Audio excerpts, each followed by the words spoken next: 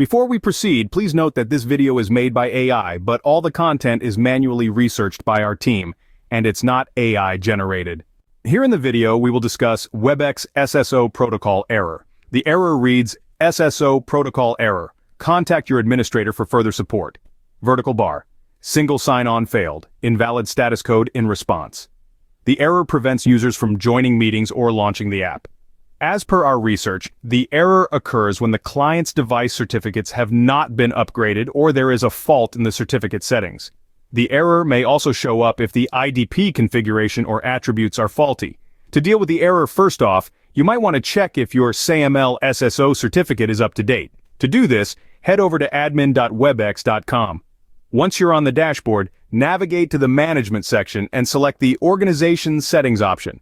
Within Organization Settings, click on the Authentication option followed by the SAML certificates. Here, you can view the status of your certificate.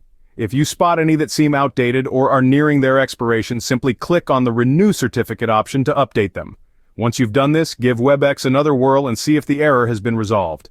If the error persists, it might be time to look at the IDP attributes. Setting up IDP with SSO can vary from one IDP to another, which is why we recommend checking out the detailed guide provided by the Webex official help desk.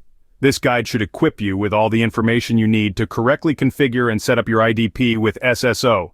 To recap, if you're facing a Webex SSO protocol error, your best bet is to check if your SAML SSO certificate is up to date, and if your IDP attributes have been configured correctly. And remember, the Webex official help desk is always there to provide you with additional guidance.